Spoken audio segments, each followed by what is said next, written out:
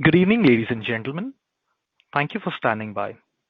Welcome to GE Shipping earnings call on declaration of its financial results for the quarter ended 31st March 2021.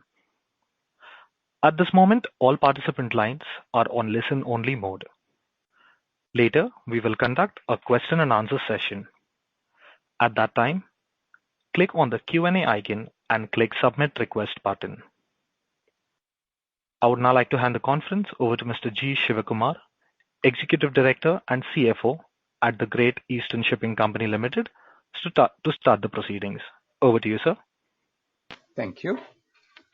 Good afternoon, everyone, and thank you for coming to attend this conference call to discuss our Q4 and full year 2021 results.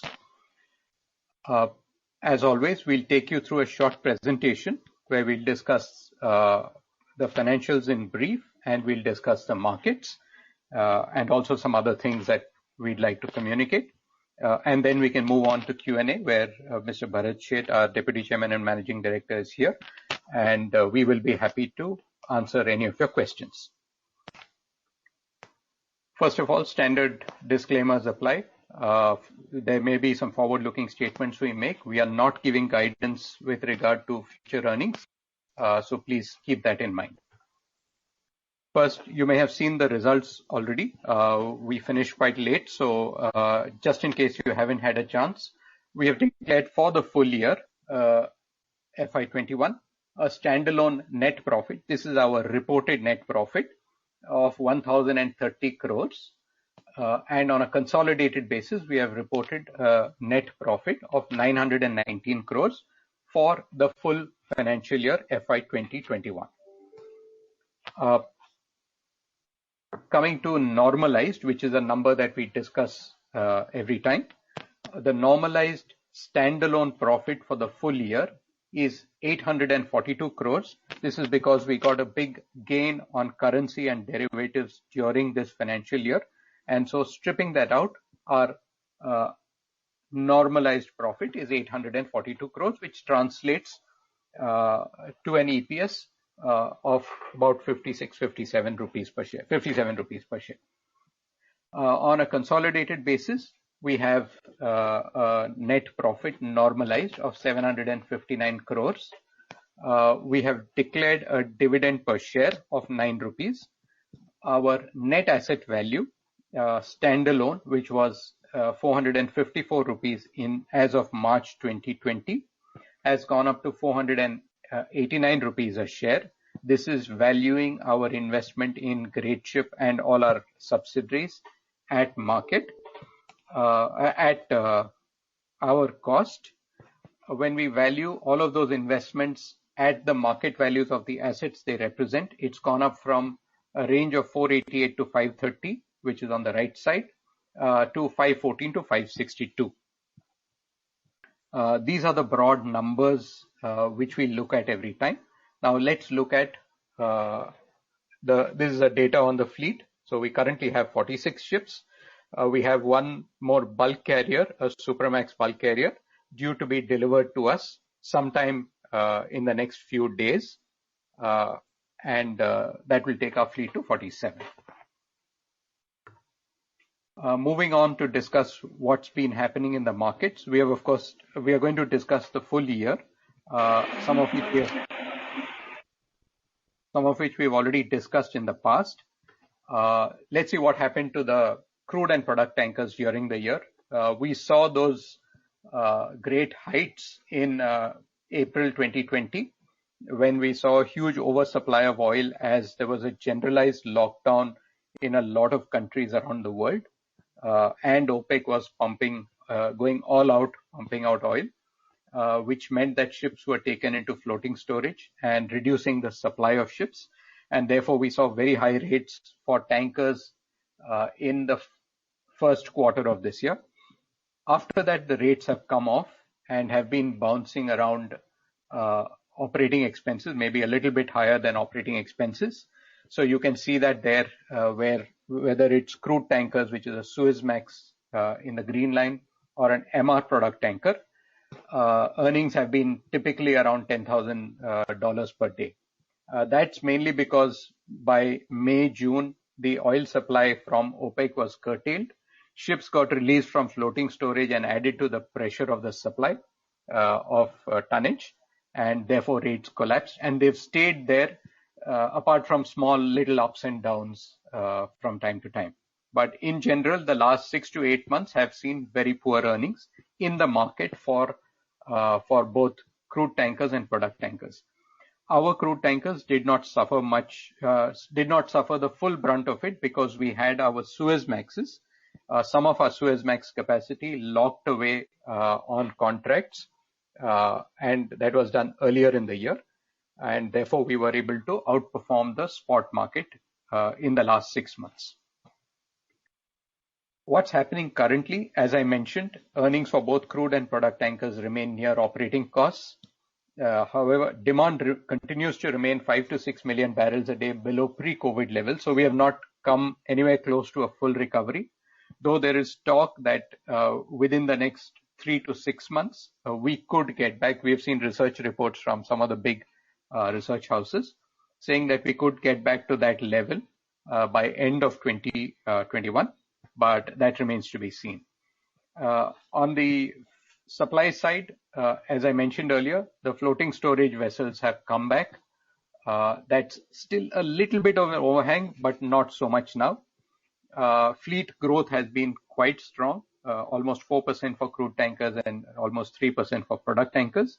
And remember, this is in the face of a negative demand growth for tankers. Also, strangely enough, there's been minimal scrapping during the year of tankers, despite the poor earnings, maybe because of some optimism which is there for the future. Looking at the dry bulk market, it's almost a mirror image. If you look at the Kamsarmax earnings, it's almost a mirror image of the crude tanker and product tanker market, in the sense that the Q4 has been very strong, while Q1 was very weak. So we had, again, it was affected by the lockdown as industrial activity came down in the first quarter of FY21. This has slowly recovered over the course of the year, and especially led by China, and also strong grain demand as well from China, and therefore rates have picked up. After this, rates have gone up even higher. In fact, rates are at levels which have not been seen since 2010. This is across whether it's a Supramax bulker or a Kamsarmax or a Capesize. They've reached levels which we last saw in 2010. So there's been strong demand growth across several dry bulk commodities. So it's a broad-based sort of demand pickup, not just a single commodity. What has also happened, which typically tends to happen when suddenly the demand for transportation goes up, is that port congestion has gone up a little bit. It's now at a level last seen again in 2010-11. So that's adding to the tightness in the market. Looking at LPG, the LPG market again saw a very high level in December. We saw rates of about $100,000 a day in the spot market. Again, this does not directly affect us because all our LPG ships are on time charters, but they come up for repricing from time to time. Typically, these are 1 to 2 year time charters, and therefore these rates also affect the rates that we get for our time charters. So the LPG earnings have been reasonably strong on average during the year. US exports to Asia remained healthy through most of the year. Also, we had the phenomenon of a large number of vessels undergoing dry dock. If you've been following this market for a long time, you will remember that there was a large number of ships which were delivered in 2015. Typically, those ships have to dry dock for the first time in 2020, which meant a lot of them were removed from service, which crunched the supply. Let's look at what the fleet supply outlook is like.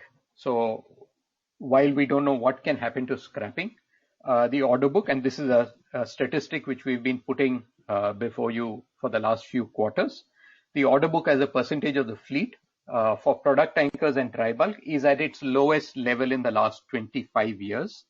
And again, we're only saying 25 years because we don't have the data for before that. Maybe it's for a longer period as well, but it's the lowest in at least 25 years. For crude tankers, where we have seen some ordering, the order book is at its lowest since 2013, so that's 8 years. On dry bulk and product tankers, it's at really low levels, at 7% and less than 6%, which gives some hope to market players on potential tightening of the market in future. Let's see what happened to asset prices. This is asset prices indexed to starting 5 years ago, indexed to 100 as of 1st April 2016. On the top left-hand corner, you see the Suezmaxes. So they were at a high at that time, and they came down by 25% in 2016-17. If you recall, that's the time when we bought a few crude tankers. Then they went up a year ago. They were very high. They went back to the peak seen in 2016. And then they came off towards the winter. But again, now there's been a rise of about 10% in asset values, second-hand asset values. This is despite earnings being only slightly above operating costs for the last several months, as I mentioned earlier. Similarly, for product tankers, you can see that prices were at a high in April 20. They came off significantly towards end of 2020, but again, they've gone up about 5% since then. In dry bulk, the movement is quite logical. The prices were at a very low level in October, November.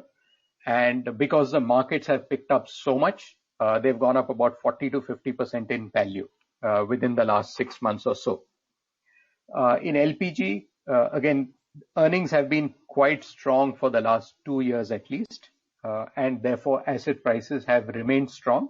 They had a little bit of an upward movement over the last few months as well. Broadly, our fleet, the tankers year on year, that is from end March 20 to end March 21, dropped in value by about 25%.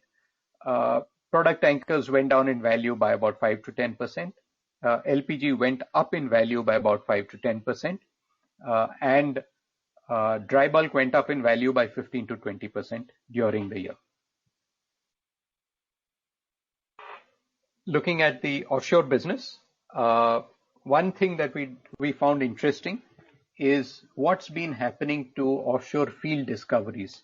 As we've seen spending go down, that is spending on offshore drilling, exploration, production, the number of new fields discovered has obviously come down because the activity is lower. Less wells drilled typically tends to mean less fields discovered as well, unless you can improve efficiency in a huge way.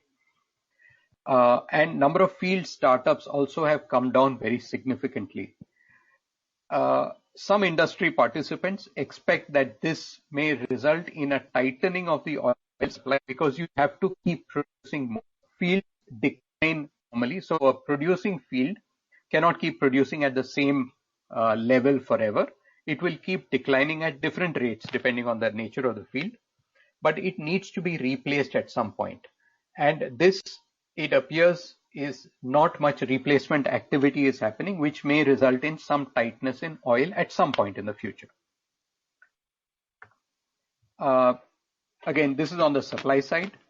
You can see on the rigs, almost 40% of the rigs in the fleet are more than 30 years of age. About 12% of the fleet has been cold stacked for more than 3 years. We've mentioned this before, that these rigs will require a significant amount of expenditure before they can come back into full operation and before they are accepted by the customer. So you will need day rates to go up significantly before these rigs can come back.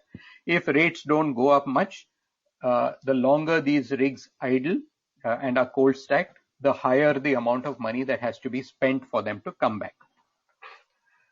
Similarly, for the vessels, about 19% of the fleet is more than 20 years of age. We have, again, almost a similar proportion of the fleet which has been cold stacked for more than 3 years, and therefore may not come back into operation very quickly unless the market picks up in a very big way. These are our repricings. We have one rig, and that's the gray bar in H1 FY22, one rig which has come off contract. That's the Great Drill Chaya.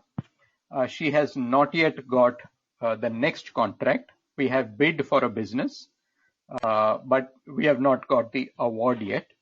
And we have to see whether we are in a position to go on hire if we get that contract, and to be able to go on hire before the monsoon. Typically, rigs go on hire only before the monsoon, otherwise they have to wait out the monsoon. We also have 7 vessels, 7 of our offshore vessels, which will be up for repricing in the first half, that is within the first 6 months of FY22. And then you have the repricings which have to happen. So a year from now, we have to do one more repricing of a rig, and similarly in H1 FY24 as well. Looking at some statistics, and this is something that we have looked at in the past, and it appears more stark now. So what is this telling us? We start on the left with what was our net debt in March 2016. We had approximately $110 million of net debt in March 2016. We went up, we leveraged up because we saw opportunities to invest. You would remember that the dry bulk market was extremely weak in 2016, and then the tanker market was weak, and then we had a period of weakness in the LPG market. We did a lot of capex. We did net capex in the last 5 years, that is between March 16 and March 21. We did approximately $400 million of net capex, that is purchases minus sales.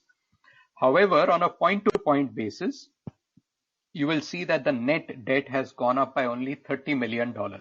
I'm talking about Great Eastern Shipping standalone, just to clarify. So the leveraging up happened.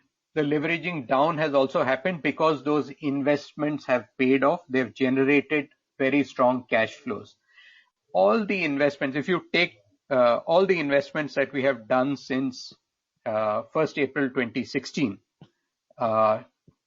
till date, they have together produced a dollar IRR of just under 15%. This is unlevered dollar IRR of just under 15%, which shows that that model seems to have worked reasonably well, and that's what has enabled us to reduce our net debt pretty quickly as well, because of the cash flows that have come from those investments, and of course our investments that were there earlier as well. So what this also enables us to do is it has given us capacity to expand, because now again our debt is at quite a low level and we have cash. So it enables us to do capex again whenever we see the opportunity for doing capex. The other thing which has happened, and again we are looking at it in a 5-year block. This is on the left is what our consolidated block was in March 2016. Of the consolidated net block, 60% was offshore assets and 40% was shipping assets. Today, thanks to a lot of the investment that we've done in shipping assets, it is flipped around, and we are at 41% in offshore and 59% in shipping assets. This is again a statistic that we show every time, the share price to consolidated NAV. I mentioned to you that the standalone NAV is just under 500 rupees a share. The consolidated is somewhere between 510 and 540 per share. So we've taken the midpoint of that. We are currently at about 0.75 price to consolidated NAV. Thank you. That brings me to the end of this presentation. We are, as always, very happy to take questions from you. Thank you very much, sir. We will now begin the question and answer session. To ask a question, please click on the Q&A icon and click on Submit Request button. When it is your turn to ask a question, an operator will announce your name, unmute your line so that you can interact with the speakers. If you wish to ask a question on chat, you can type your question in the text box and disable the Request to Talk slider. Then click the Submit Request button and your question will be picked up during the Q&A session by the operator or the presenter. We will wait for a moment while the question queue assembles.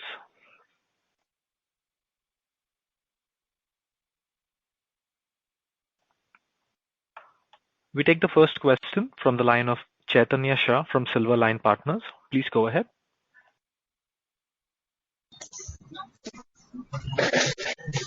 Yeah.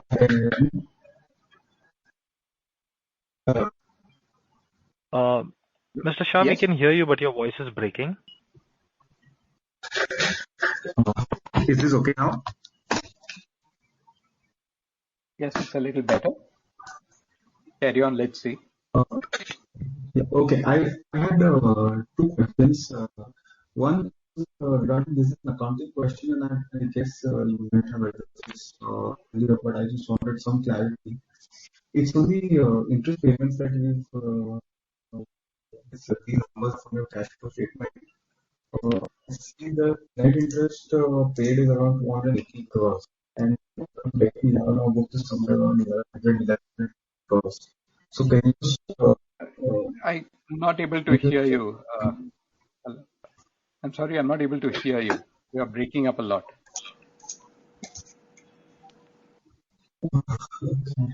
Mr. Shah, may we request you to check your connection and maybe come back for the question? sure. Sure, thank you. We take the next question from the line of Jagdish Vikas Sarda, an investor. Please go ahead.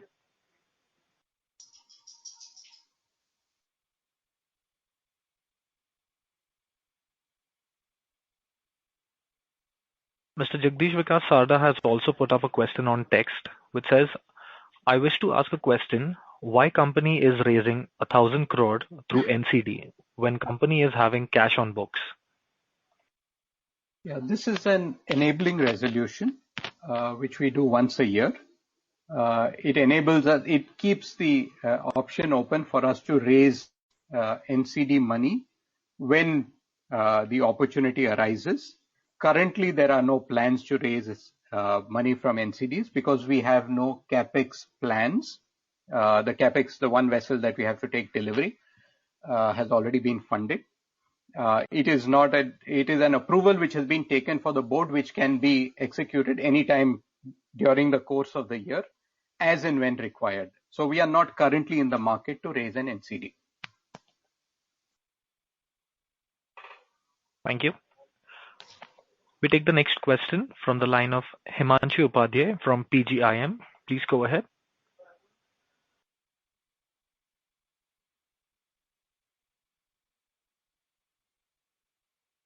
Himanshu Upadhyay, you may go ahead with your question. 1 second. Yes, we can hear you. Am I audible? Yes, you are. Yeah, hi Himanshu. Hello. Himanshu, yes, we can hear you. So my first question was on the dry bulk. So my first question was on the dry bulk side. Yeah. We have 2 cape sizes and a number of Kamsarmaxes, okay? And last year, when the market moved on the Suezmax side, we had an issue of we could not catch the market, okay, or very near to the top or the realizations. What strategy we are using this time, okay? Because what we are seeing is cape size rates nearly $40,000, okay, or what we are hearing. So those can be a real big dangers if we can get some of those realizations. What is your strategy and what you are doing on that side? Because we have always said that we expect the market to be volatile from here on, or last year and 2 years back also. So we are preparing in that fashion. Can you elaborate on that? So how are you playing the market? Yeah, Mr. Sheth, would you like to take that? Yeah, sure. So first, I think, did I hear you right in saying that on the Suezmax, we did not uh, benefit from the big rise that we saw in April and May of the year? So just to On correct you, we did significantly benefit from that. We had many of our ships which traded in the spot market. And what we did was, at the higher price points, we covered our older Suezmaxes for periods ranging from 6 months to a year. And as the CFO mentioned during his presentation, we also covered another two and a bit of operating days on Suezmaxes by taking a contract of affreightment. So when the market did collapse to earning operating costs from, let's call it October to March, we had an incremental net income of about $14 million. So if we really benefited from getting that timing sort of almost perfect. Now, as far as the capes are concerned, we have two capes, as you rightly said, and both the capes are currently in the spot market. Now, pricing takes place daily, and sometimes you will lead the market, sometimes you will lag the market, but both our capes are fully benefiting from the current rally. At some point, we may decide to fix them forward, but we don't think that point is reached yet. There is every possibility of the rates going up even further. As far as the Kamsarmaxes are concerned, out of the 7 Kamsarmaxes we own, 2 we covered. One we covered in October, November of 2020 for a period of 1 year, and that will therefore come up for repricing later this year. That was, of course, covered well before the market rallied in early March. And the second vessel we also covered for 1 year. That was done in February of 21. And that will come up for repricing in February 22. The other 5 ships are in the spot market and are benefiting from the increase in earnings. And similarly, although you didn't mention the Supramax bulk carriers, all those are in the spot market and they all are currently benefiting from this rally. Okay, and my second question was tankers side, both product and crude tankers. We have seen the rates to be extremely low, and the price of steel has increased dramatically. Okay, still scraping has been pretty low, or we are not seeing any increase in scraping. Okay, how are you looking at those markets, and what are your expectations of those two markets? And why, when the price, generally we would have expected the scrapping to have increased, but the scrapping remains pretty low. Book has also not increased, especially in product tankers. We are seeing 25 years low. So what are your thoughts and what are you doing in those two markets? Yeah, so you're quite right that in spite of both the crude and the product market being significantly challenged, we ourselves are very surprised at 2 developments. One is very poor scrapping, and the fact that values of these ships are going up. And we can only guess because scrap prices also are at multi-year highs, and scrap tends to follow what is happening in the steel market. So with scrap at multi-year highs, we are as surprised as you as to why additional scrapping is not happening.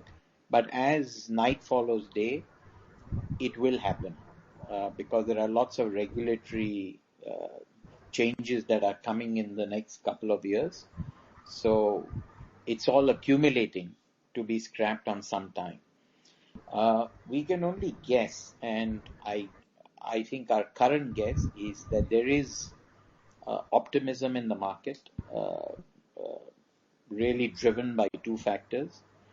One is OPEC themselves, OPEC Plus rather, having announced that gradually they will be enhancing production by about 2 million barrels a day. So that will be that much more oil coming into the market for transacting. And also there is some talk about Iran possibly coming out of sanctions in the new US political regime. And if that were to happen, that can possibly add to another 1.5 million barrels of oil to be transported. So if all this were to happen, 3.5 million barrels of oil to move, and if, let us say, later in the year, many economies do go back to functioning, to pre-COVID times, all that will lead to a big demand increase. You're already seeing crude oil at close to $70. And again, it is all being led by optimism of demand picking up later this year. So our guess is that people are sort of hoping before they need to scrap those older ships that they will get the equivalent of one last hooray. And we did see this last year, if you recollect, when our own vessel that was imminently due for scrapping earned the highest 6-month average rate in its history. So sometimes these old ships can suddenly pick up a lot of money. And I guess, this is only guessing, that is the reason why people are not scrapping. Okay. And one last question. In the presentation, we have shown that the number of wells drilled has reduced dramatically, okay? And the price of crude is nearing $70.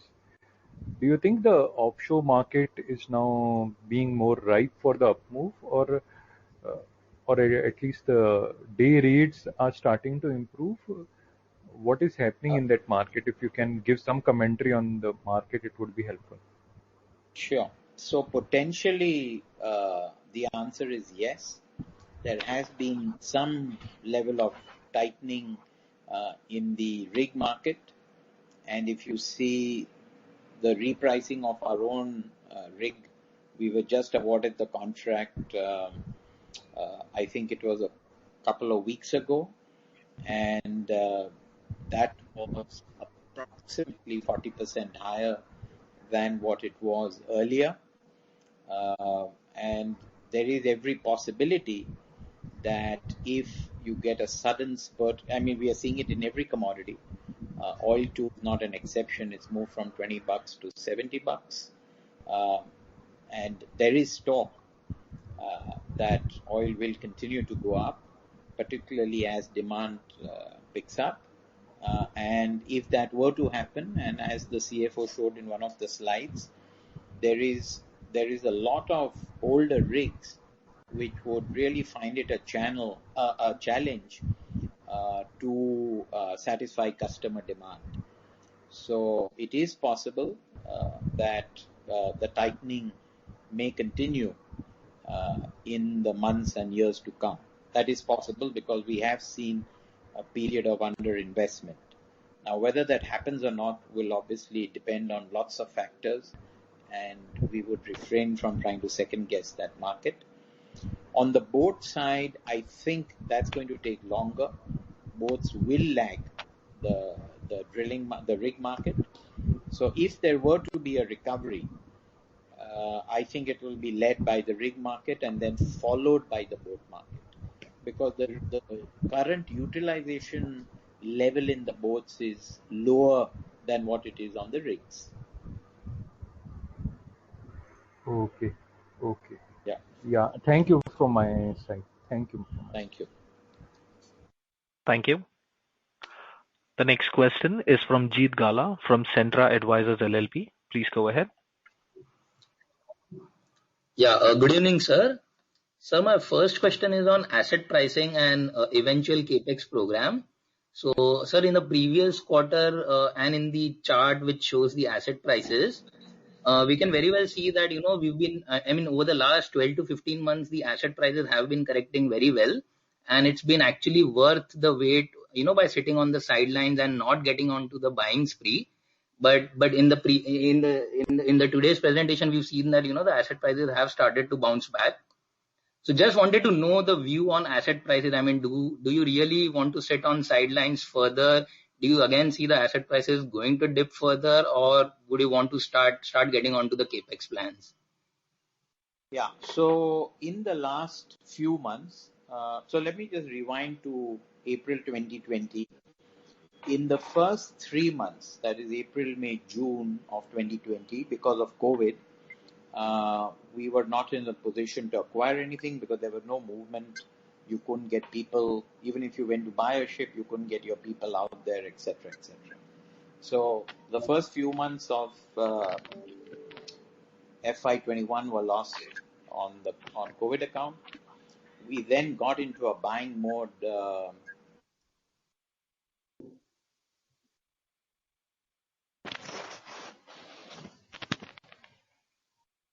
Hello. Hello. Excuse me, this is the operator. Mr. Shivakumar, we can't hear you. Yeah.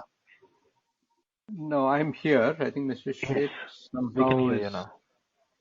No, I think Mr. Sheth was answering the question. Sorry. To him. Yeah. I think the price rally caught us too So by surprise. We lost you had for a little more time to go and spend money. And we were clearly struggling with all these restrictions on Indian seafarers on acquisition. So we had to be careful, not just buying ships because you obviously have to get your people out of the ship, etc. So we consciously, did it one step at a time. Unfortunately, what has happened is prices have rallied a great deal. And today, if you ask me, I would say that we are really priced out of the 4 sectors we are in. So we would now not be looking at this moment at doing any further capex, unless, of course, prices were to recorrect and come down. But they are ahead of our price points. And as the CFO pointed out, we've been very careful with the way we've allocated capital. And over this 5-year period on 20 acquisitions that we've made, we've obviously done very well. On each of our acquisitions, we are well into the money. So it's a 20-0 record in our favor at the moment. And that's only happened because we've been very careful with the way we've allocated capital. So we will remain disciplined. If prices come to our price points, we will continue to buy. And if they don't, we will have to let that opportunity go. So we will not buy momentum. Okay, understood. And sir, with respect to SCI bids, Sorry, you're coming very softly. Can you speak up a bit? Yeah, am I audible now? You are audible, Yes. but in a very soft tone for some reason. Yeah. I can hear it clearly. Okay. Yeah, sir, with respect to SCI bids, I mean, is the bid stopping you from any capex in the sense that, once the bid is allotted or you get the, opportunity to acquire SCI, so you'll have to set aside some cash for that acquisition, right? So is it that you will be able to do only SCI and not anything in the secondary market, or you can do both the activities together? Because sir, what has happened was let's not look at SCI. We are just focused on looking at acquiring ships from the second-hand market, if we can. We came very close to finalizing some new building contracts for crude oil tankers. Unfortunately, it did not work from the seller's side.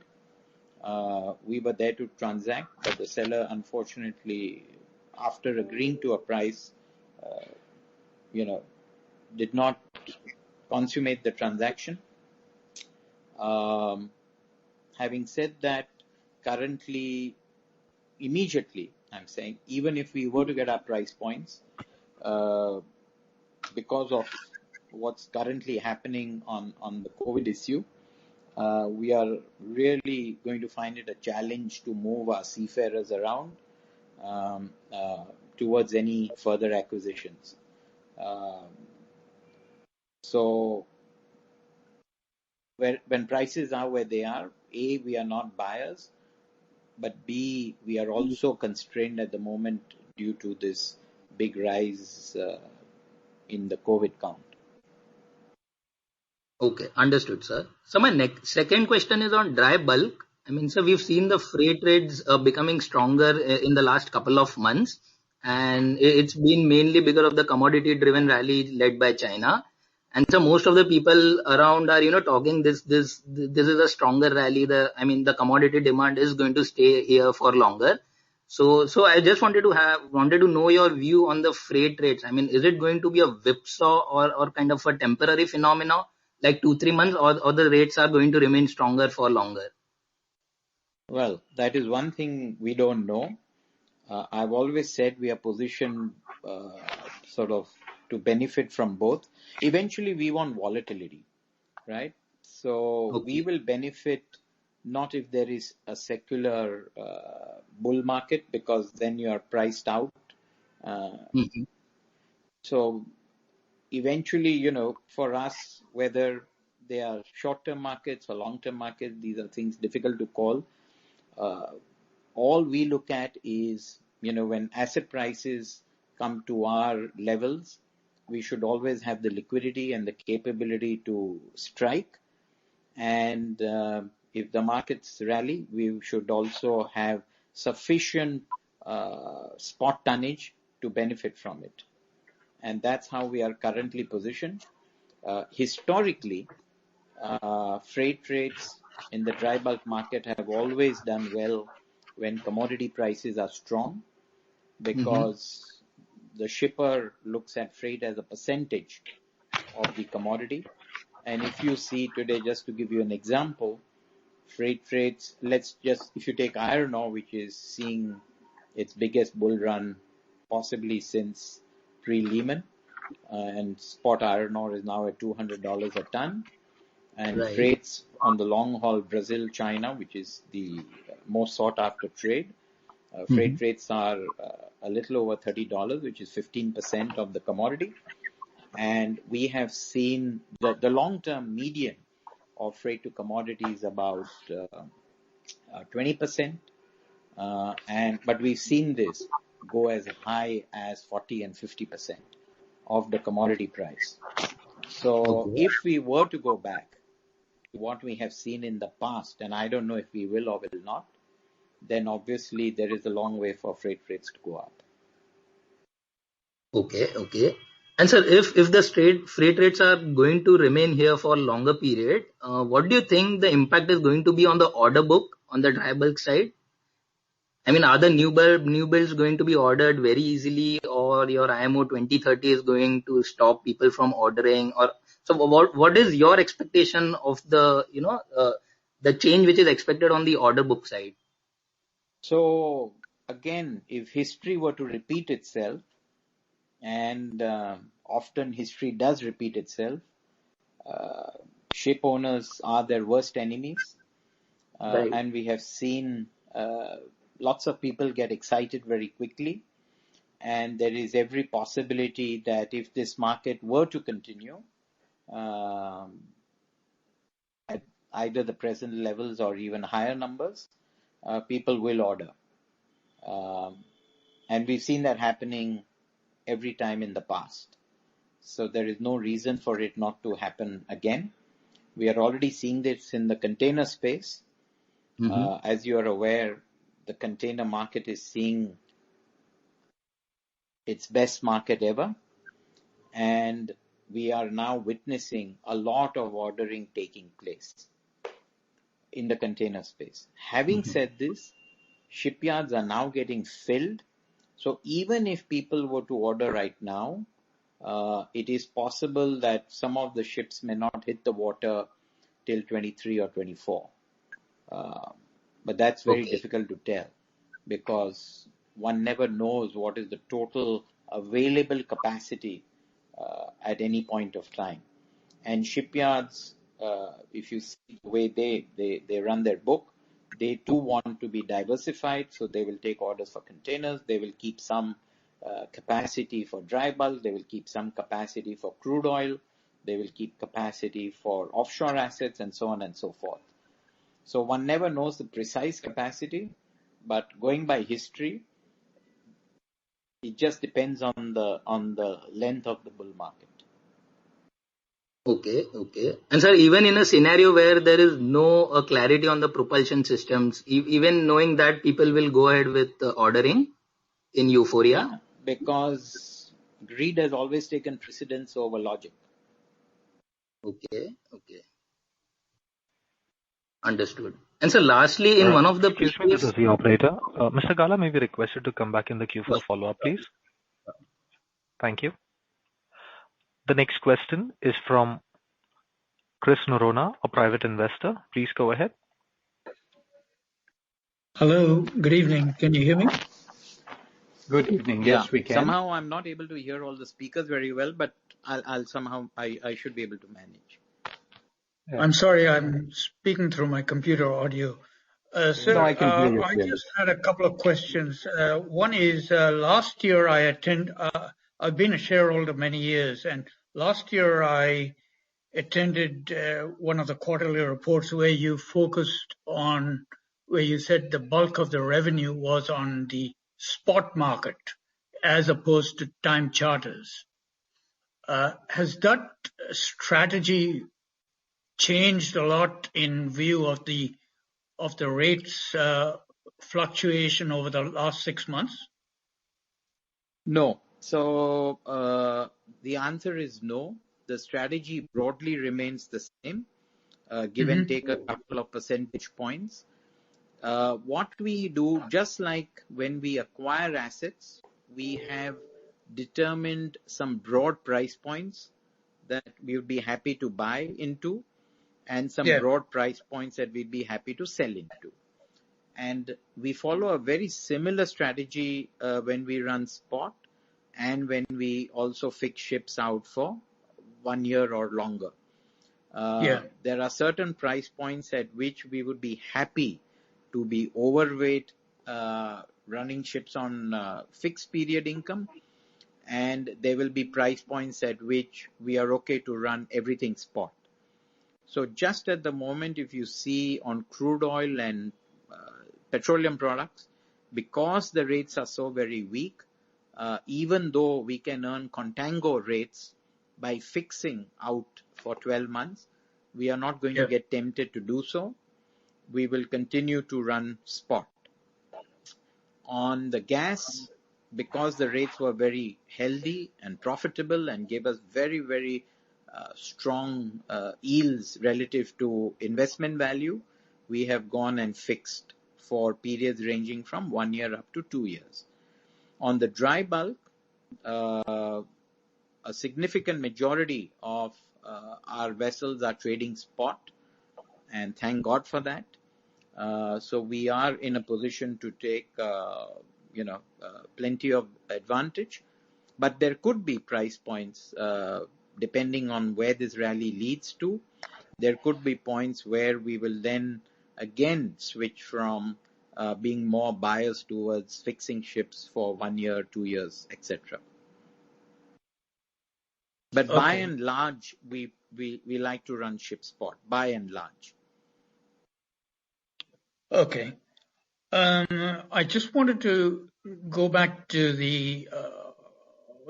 some of the charts which were presented on the offshore business, and you basically provided input in that there are some green shoots appearing in that particular business, but also to say that the future is difficult to forecast. At what point do you have a plan B for that particular business? So, sorry, plan B meaning? I didn't follow quite In the other question. words, it's a situation where the assets are not really contributing to the extent to represent the capital invested in them. So at what point does the company decide make that decision? Yeah. So again, we've seen from our previous experience in this very same sector that, often we go through a lean phase for a number of years. And then because of significant underinvestment in the sector, you suddenly get a big rally. And so long as we can afford it, and at the moment, obviously, we can, we are better off just taking what we get, holding on to the asset, because we've seen the speed at which these things it turns on a dime. And in our own history, we have seen assets that we have had to idle, and I'm talking about rigs, for up to 3 years. And then we've seen the market go up in excess of 600% within less than 12 months. So it's just, every time we reprice a rig, we hope that we can reprice it at a number that is good enough to just keep it to keep the debt servicing going. And so long as we can do it, then you've got a free option on the equity portion of the rig. Okay. My last question, I'm not a finance professional. I'm just a plain garden variety businessman. And you had a calculation called normalized financial reporting, where you swap the debt and convert it to a synthetic US dollar debt. This, to some extent, results in about 15 points shaved off the earnings per share. Is there, as opposed to just borrowing directly in US dollars and hedging, is that a completely much more expensive option? Yeah, so we can, I take that? there are two reasons why we finance it the way we do. So number one, even if it was a dollar debt, right, the accounting standards requires us to revalue it since we report in rupees. So even if we were to fund it directly as an ECB loan in dollars, if there was a rupee movement whereby the rupee weakened vis-a-vis the dollar, it would have the same impact as it does through the synthetic transaction on the currency front. On the interest rate front, where we go from floating to fixed, and then there are lots of other variables we have to look at, and which also has a bearing on the reported earnings. So at times you tend to benefit from it, at times you tend not to benefit from it. But over the tenor of the loan, it all sort of works out to much of a muchness. So this year, if you saw, we had enhancement on our earnings per share, and in the previous years, we've had a negative impact on earnings per share. But these are all notional numbers, right? And that's why we always try to show normalized earnings. The other reason why we do the bond financing as opposed to ECB, because it allows us to effectively leverage more within our constraints. As you can see, when you do a 10-year bond, you've got lots of free cash which you are generating since you don't have to repay the loan, the principal, over a 10-year period. So it's really, we try and balance the percentage that we have in the ECB route as well as look at the bond route.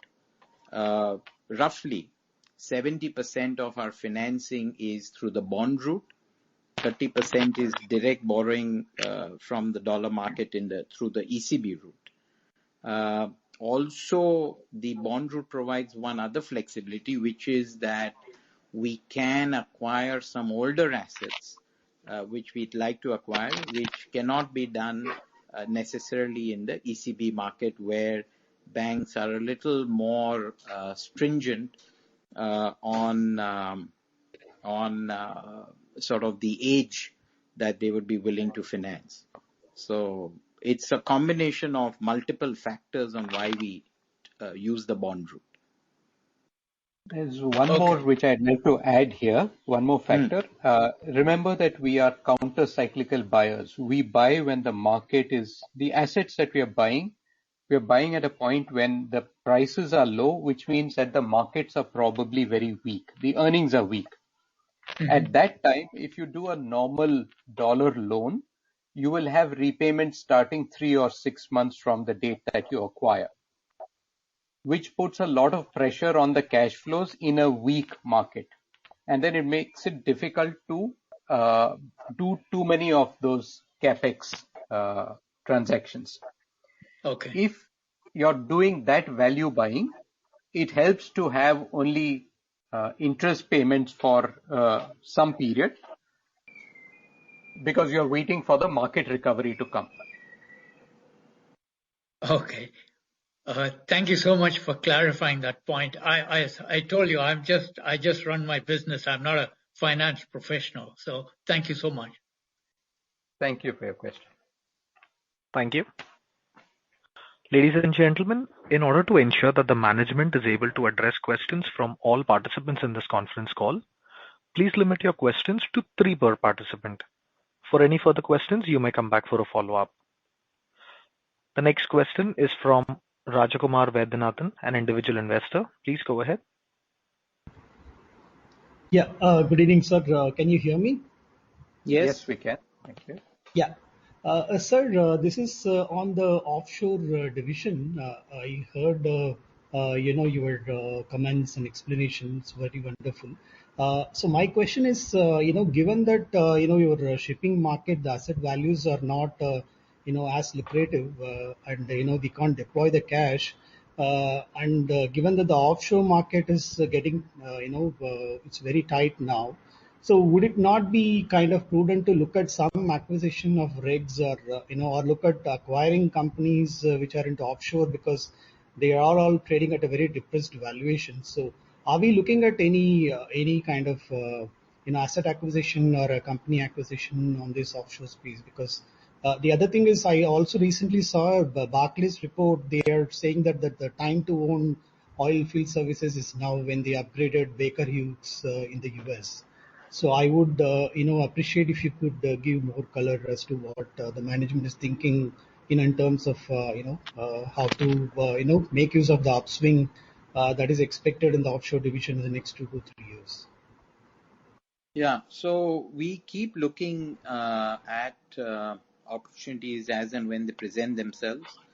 I think I have mentioned this before, that when we look at, can you hear me?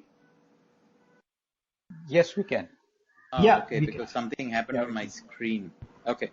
Okay, so let me repeat that.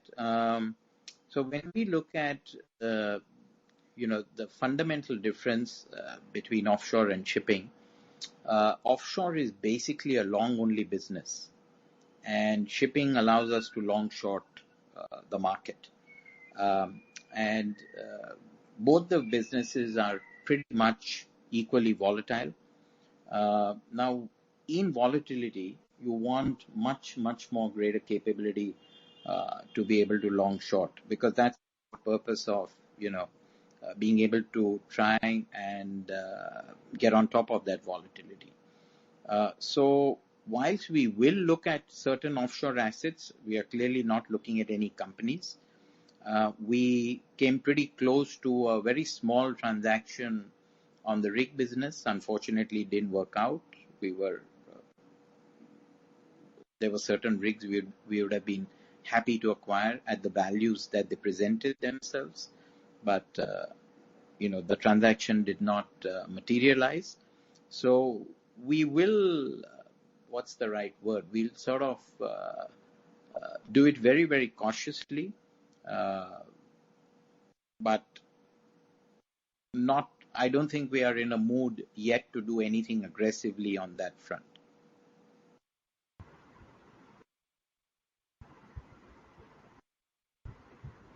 Hello. Mr. Vedanathan, do you have any further questions? Yeah. So you're saying that the market is still not that great for you to No, look it's at not. anything It's not. significant. So it's not that whether the market is great or not, because as I said, we really don't know how these markets will play out, and we are not that keen to second guess these markets. It's just that we sort of, on the same incremental dollar, we just think that shipping allows us to also gives us two options. You can either long it or you can short it, and it's got a lot more liquidity compared to offshore. So if you look at the number of transactions in a year on the number of ships that may be sold and bought, that liquidity is much greater than offshore. So you really want to buy cheap and then hopefully buy it with a contract if you could. Otherwise, it's better to just stay on the sidelines. And remember, we still have a very modern offshore fleet, and we have plenty of sort of capability there to benefit in case the markets were to go up. Okay. Sir, just one clarification. You mentioned that you expect if there is any upswing in prices, you said that the rates for rigs will go up first and followed by the vessels. Is that a correct statement?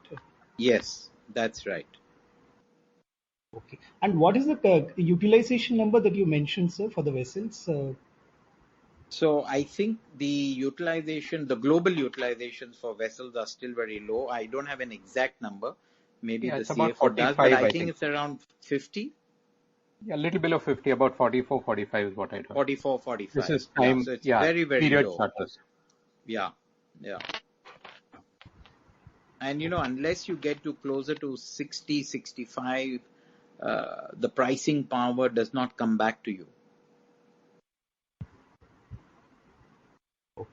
Okay, sir. Thanks a lot, sir. All the best. Thank you. Thank you. The next question is from Chaitanya Shah from Silverline Partners.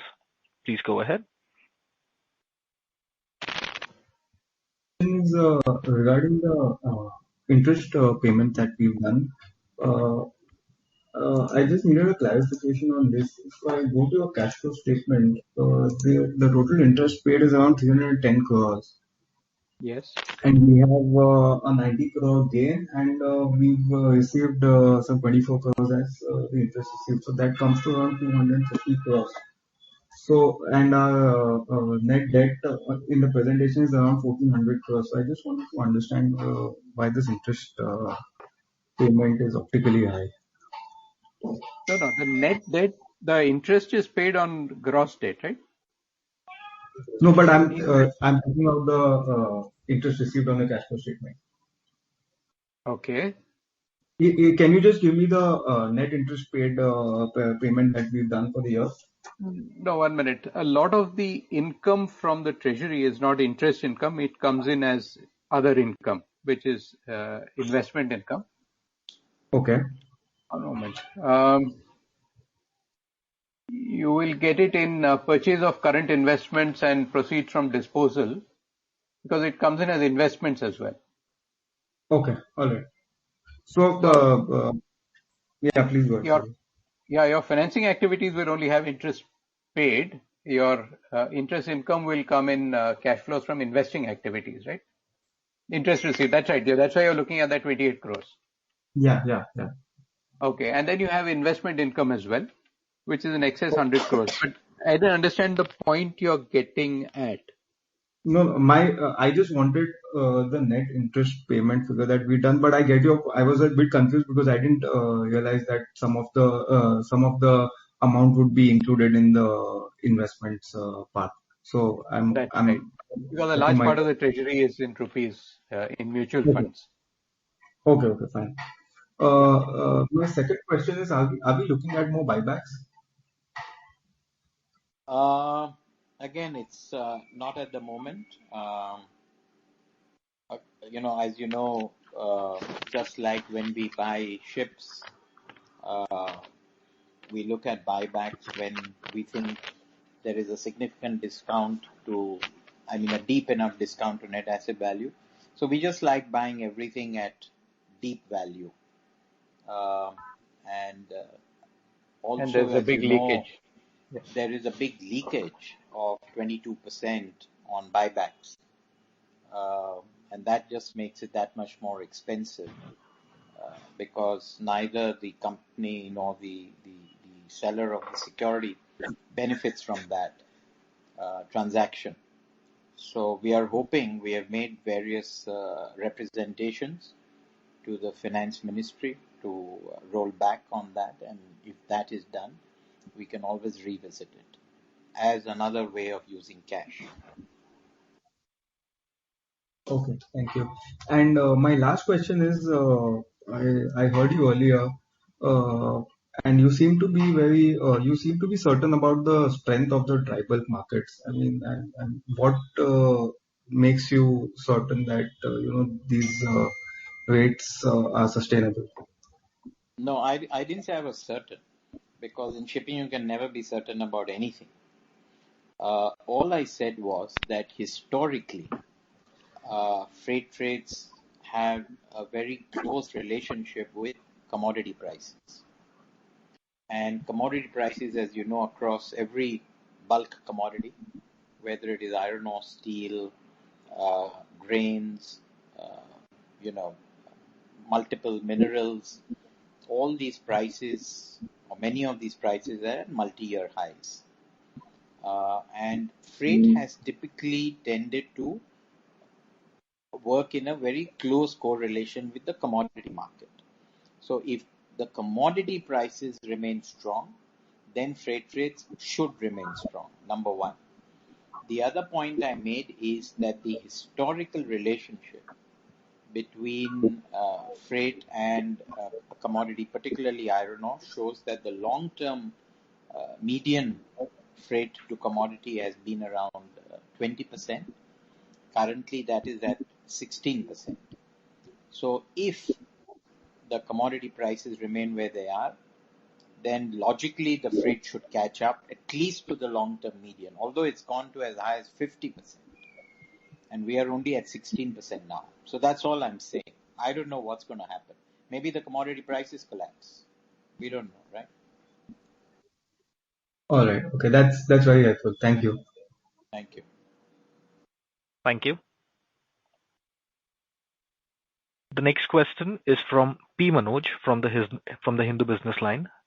The question is on text. It says, have you received intimation from the government's disinvestments department on moving to the next stage of privatization of shipping corporation on meeting the eligibility criteria? No.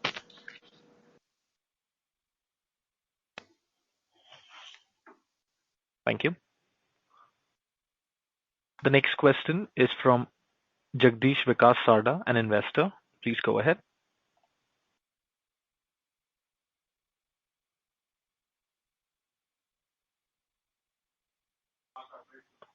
Mr. Jagdish Vikas Sarda, you may go ahead with the question. Good evening, sir. Do you determine the mark-to-market loss or gain on forex debt based on the currency rate on the last Friday of the quarter? If not, how do you calculate the mark-to-market? The mark-to-market is provided by the counterparty bank on the last day. It's depending on the actual last day of the quarter, not the last Friday, but the actual last day of the quarter. Okay, sir. My next question is why the promoter stake is very low in the company? Because promoters have no money.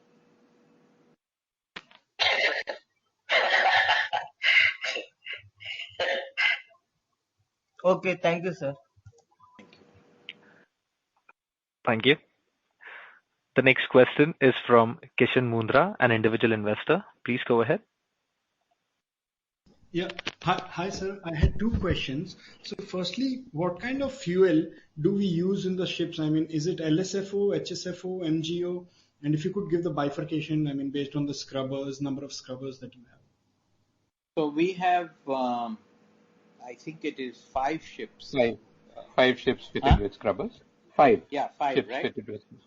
Yeah. Yeah. So on those 5 ships, we use high sulfur fuel because we have scrubbers. But on the rest of the fleet where we don't have scrubbers, we use low sulfur fuel. And that is just mandatory. So it's not as if there is any options.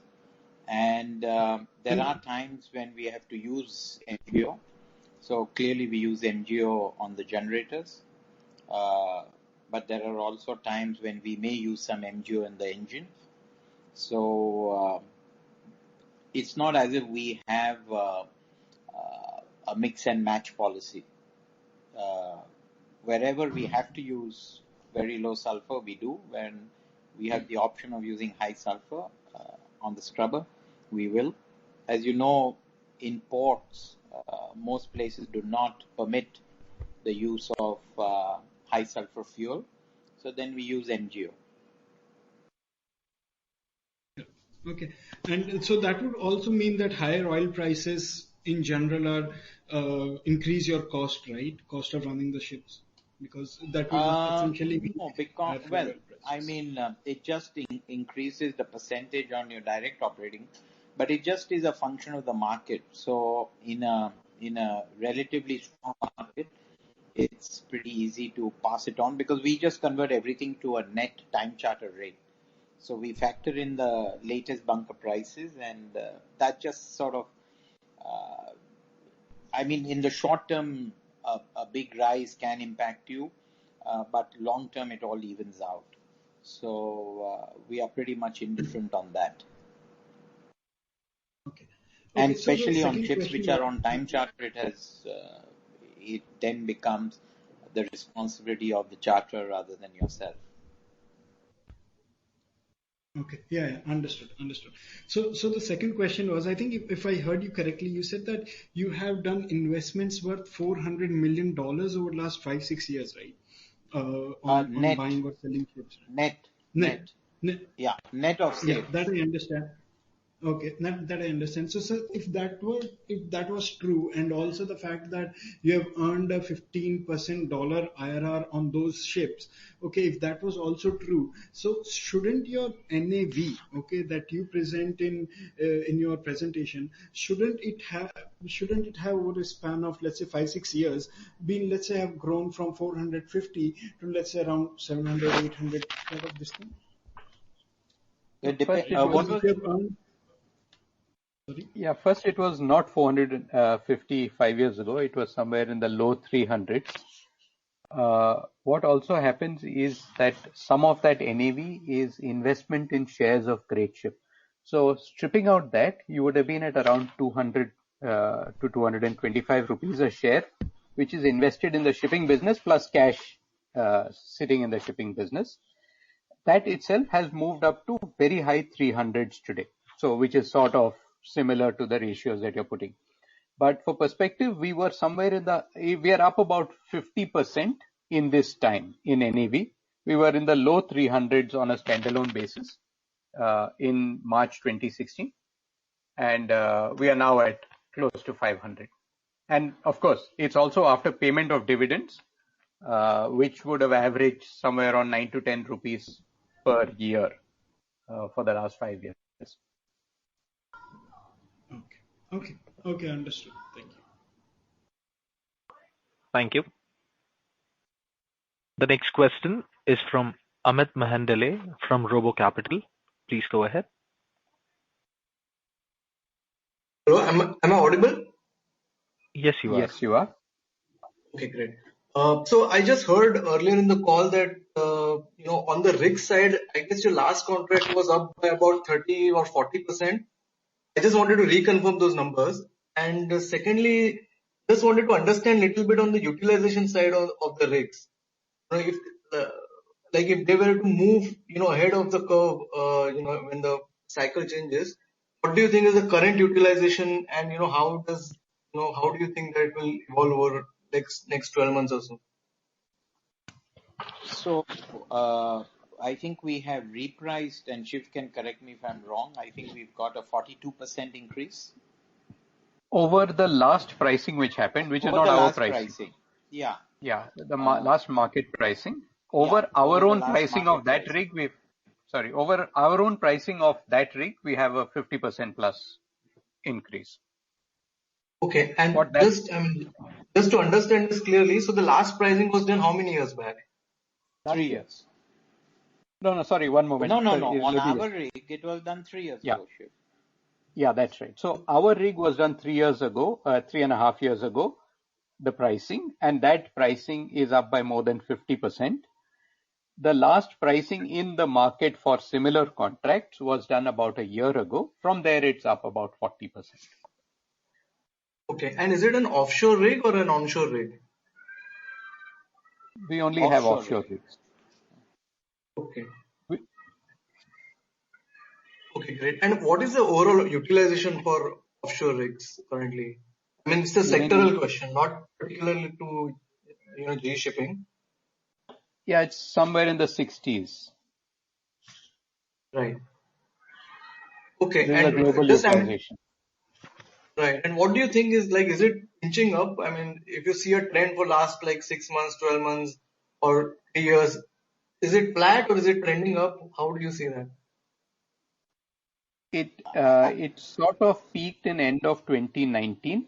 It came down with the COVID crisis and with the crash in prices of oil. It is now coming back up from those numbers. Okay, thank you, sir. Thanks, Sachin.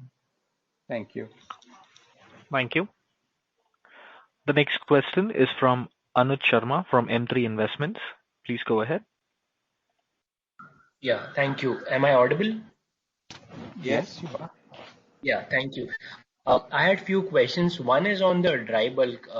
We are hearing changing shipping routes, which is leading to increase in ton miles.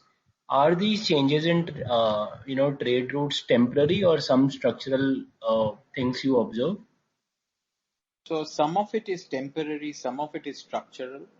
I guess what is happening now is because of the way commodity prices are rising, there are change in trade routes, which is adding to ton mile demand. But what we are really seeing is congestion. And I don't know if we showed it on one of the slides, but congestion is at a decade high in certain sectors. And that, has that effectively takes away capacity for repricing. So it's a combination of short-term factors where people just want to lay their hands on commodity because everybody's margins are pretty strong, particularly in the steel industry. And so, whatever freight they are paying really doesn't move the needle. And therefore they're happy to source it from wherever they can get their hands on the raw material.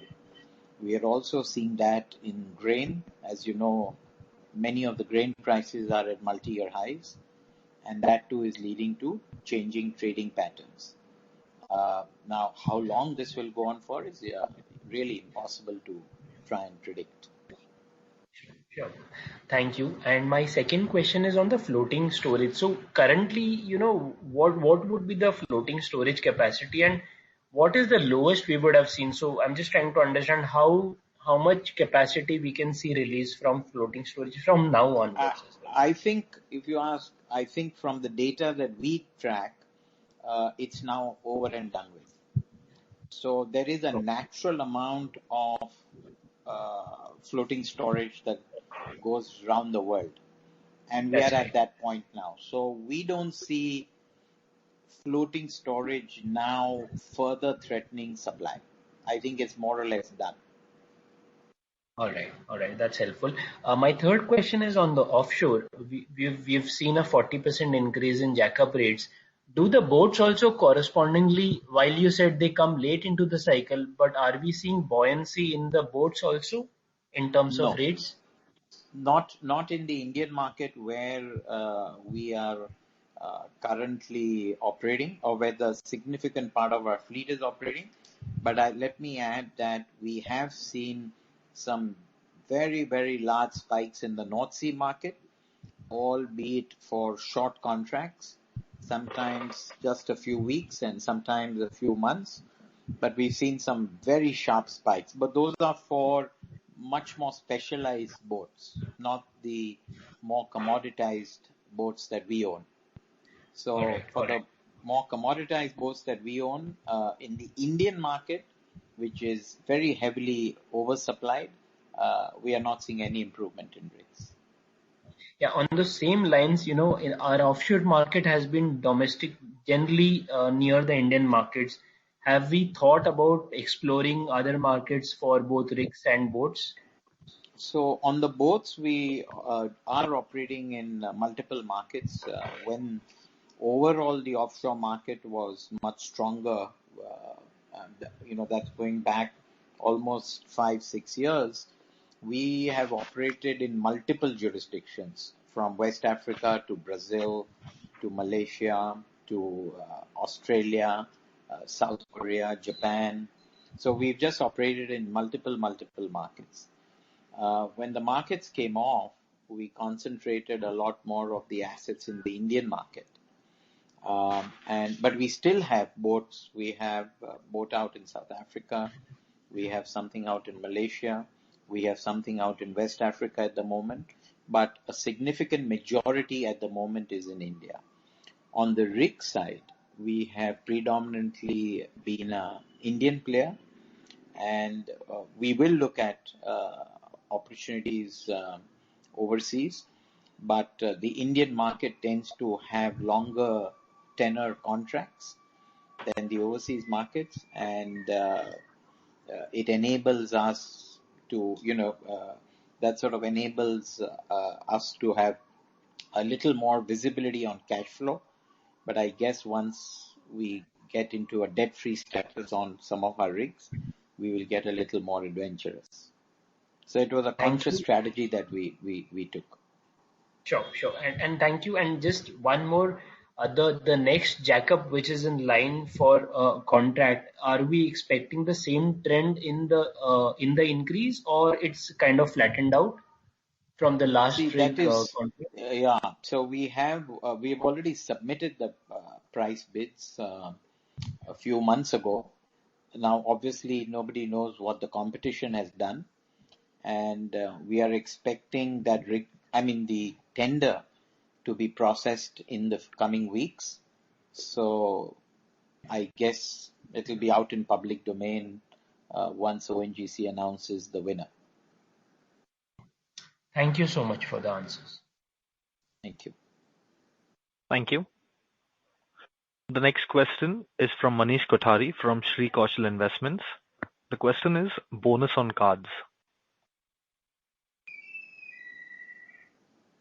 What is the question? Bonus on cards. He's asking if a bonus issue of shares is being contemplated.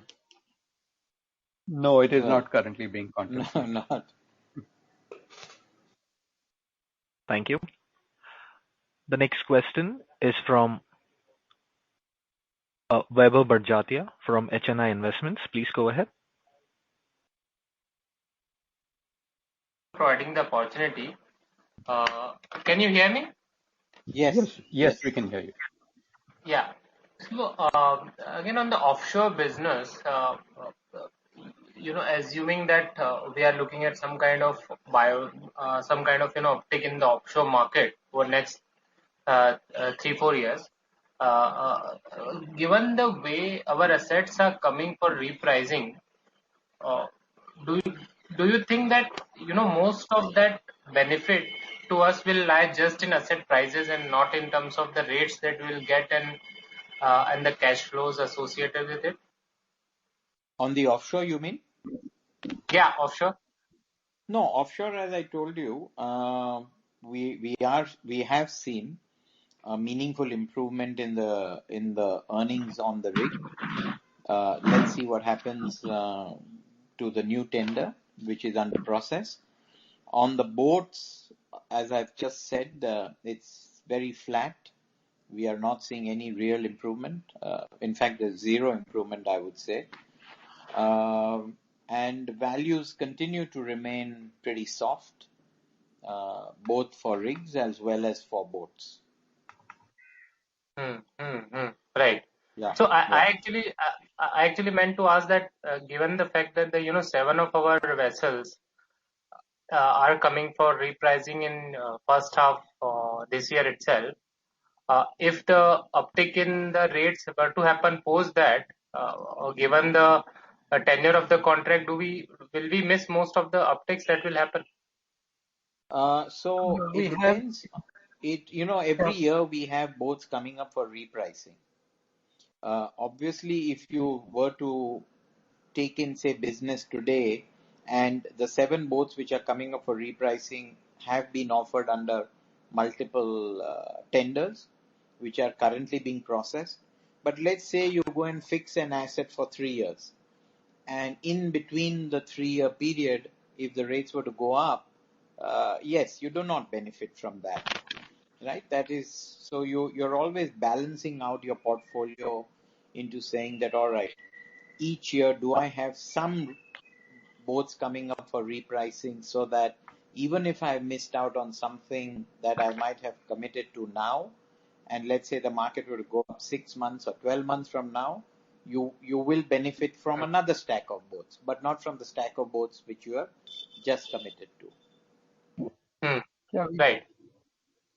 and So for the rigs, it's every year we have some repricing. You can see it yeah. here. H1 next year, this time next year we'll have a pricing. This one in Yeah. this time in FY24 we'll have. Yeah. So you get regular repricings across the board. Right. And how many of our vessels and how many of our rigs are currently idle? I mean, I could not find that in the presentation. Maybe I might have missed it. But how many of them are idle currently? So on the One rig, rigs, yeah, sorry, you want to answer that? yeah. So one rig has come off contract. She is currently idle, waiting for the next contract. In any case, she has to do some work now after having completed her contract. Among the vessels, there is only one vessel which is not working. That is a vessel, Great Ship Rohini, where we had a fire and suffered some damage. So she is not working. Okay. Otherwise, the rest of the, so 18 out of 19 vessels are working currently as we speak. Okay. Got it. Okay, that's it from my side. Thank you. Thanks a lot. Thank you. The next question is from Jeet Gala from Centra Advisors LLP. Please go ahead. So one last question on scrapping. So in one of the replies, you said that scrapping is expected to increase over the next 2 to 3 years, mainly based on some regulatory changes, you said, sir. So what are you referring to over here? So first of all, within the next 2 years, a lot of the ships have to fit what is called a ballast water treatment system, which is quite expensive. It's not cheap, and depending on the size of the system, it can vary from $400,000-$500,000 to $700,000-$800,000. And there are lots of older ships where it will not make commercial sense to put this equipment. And without this equipment, you won't be allowed to trade. So as many of the boats come up to that anniversary date, I'm expecting that the owner will just throw in the towel and scrap. In addition, next year from CY22 and 23, there are some new norms coming on GHG emissions and CO2 emissions. And therefore, there is likely to be modifications that many of the boats will need to do. When I say boats, I mean ships. Many of the ships will need to do in order to meet those norms. And in some of the older designed engines, which are on older boats, you will not be able to meet what they call EEXI, which is nothing but an energy efficient index for second-hand ships. On the new ships, it's called EEDI. On ships which are in the water, it is called EEXI. And you will not be able to meet those norms. And if you cannot meet the norms, you will not get a customer that will take your ship, right? So then the ship becomes a sitting duck. So you might as well scrap it. And, scrap prices, as I just mentioned, are at multi-year highs, following what has happened in the steel industry. And therefore, more and more owners are now going to be incentivized in many ways to scrap because, scrap prices can easily come down if steel prices were to come down. So I think this is just accumulating for it all to happen. But it will happen. I mean, I am absolutely convinced it will happen. And also what we are seeing is a trend where many of the loading facilities are insisting on younger ships being allowed to come to their terminals. So there was a time when you could use older crude oil tankers in the Middle East to bring crude oil to any part of the world. And now many, more and more of the terminals are saying not more than age 20. For example, I'm just giving you an example. Right? Okay. So even if your ship is in a very good nick, if you can't go to the predominant loading terminals of the world, you have no option but to scrap it. And even if you don't scrap it, some of these older ships get used for storage. So basically, whether it is scrapped or it gets diverted to a storage business, it is effectively no longer competing for the cargo. Correct. Yeah. So I personally believe that the average age of scrapping will reduce across the world fleet. Okay. And sir, if I can add one more question to that. So with this last sentence which you said, I mean, do you see the addition of ships which had happened during the last cycle? I mean, the additions which came during 2010 and 11. So will they start scrapping in as soon as say 2025 or 2027? And that's a larger thing. I mean, 30% of the world. I don't see ships getting scrapped at age 17 or because something built in 2010, 2011 in 27 is going to be 16, 17 years old, right? I think it's too far forward to say it with any degree of confidence. But if you were to ask me to place a bet today, I really doubt whether they will be scrapped at such a young age. But it could happen because clearly the way the world is headed, there are going to be multiple more demands on shipping when it comes to CO2 emission and GHG rating. And just to add to what I'm saying, there is now going to be GHG rating norms, and customers will start saying, unless you are at this minimum rating, we will not consider you for business. Okay. So I think there will be a reduction in the age of scrapping. What it is, I really can't forecast over the next 6 years. It's impossible. All right. Understood. Thank you, sir. That's it from my side. Thank you. Thank you. Thank you. The next question is from the line of Himanshu Upadhyay from PGIM. Please go ahead. Yeah, hi. My one last question was, currently we have a net debt of around 0.18%, okay, or 0.2%, okay. And the way the asset prices are, it seems they are expensive in our opinion or the company's opinion. What would be our capital allocation strategy, or what will we do? Because when the last time we had such a phase or the starting of phase, we did churn a lot of portfolios, older ships moving out, new coming in and all that.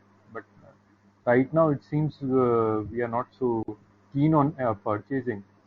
And with 0.2 per times debt equity, would we like to accumulate cash on the balance sheet and keep on reducing debt, or we would like to keep a lean balance sheet? So what would be your thought process on your balance sheet structures if the asset prices remain what they are 1 year down the line, or how are you looking at the managing the balance sheet? So if asset prices remain where they are, as we've said, we are not buyers, and therefore by default, at the moment, the only thing that would happen is we would, eventually get to a net debt free position. But what that does do is significantly enhance our firepower when the next low points come on the cycle, and they will come. Now, whether they come in 22, 23, 24, that is something that I think we are incapable of predicting.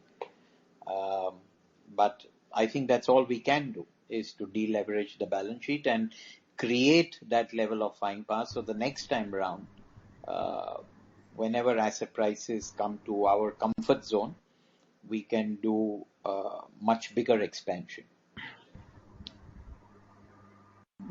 So my question is, can we have a situation where, if we look at last 20 years balance sheet or even longer, we had been always having some net debt on the balance sheet, okay? But can we move over next 1 or 2 years if this phase continues, that we would like to keep on accumulating cash also on the balance sheet? Means, are we comfortable with that thought? Because this business is a 14% return on capital employed business, means over a longer period of time. So, Everyone doesn't do 14%. Otherwise, you'll have many more rich ship owners. no, Most so on people an do average, sub 6, 5 or 6%. I am saying, let's say 10 to 12%. So it's a 14% Yeah. business when you buy So the at the right question was, price. Yeah, it's not. There's no guarantee okay, of it. I stand corrected. So that's why you have Yeah, to but wait my for question that was, chance, right? Yeah. Yeah. So we did a very interesting so the exercise question is, recently. Yeah. So let me answer that.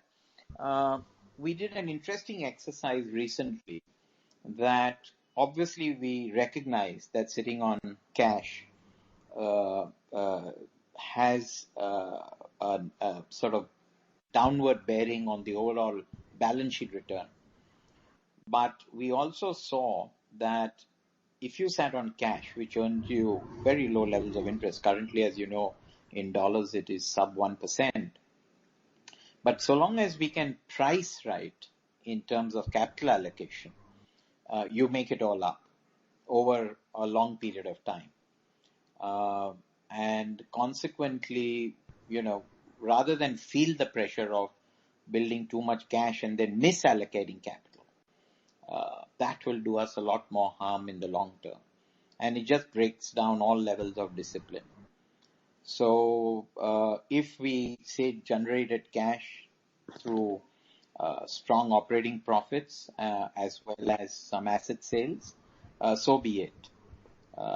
But we've made this mistake in the past where we misallocated capital, and eventually we've done a lot of impairment, as you're aware. So we don't want to make those mistakes again. So I repeat, we will remain value-based buyers and not feel the pressure of sitting on cash. If we have to sit on cash and we go to zero net debt, so be it.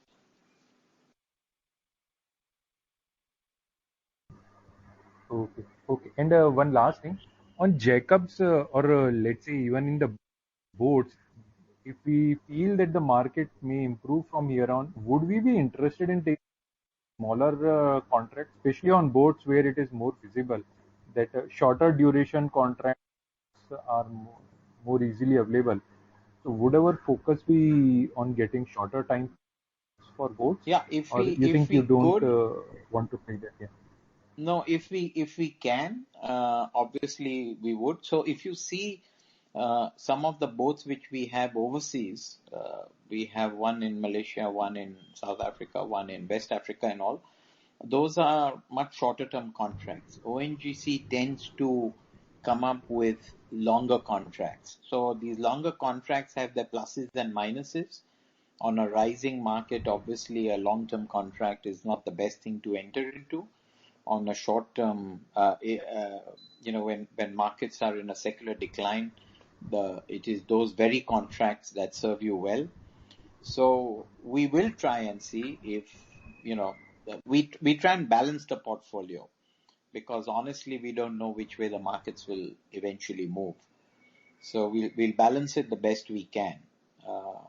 And that's one of the reasons why we like shipping, is because you can go as short as 20-30 days to as long as 3 years.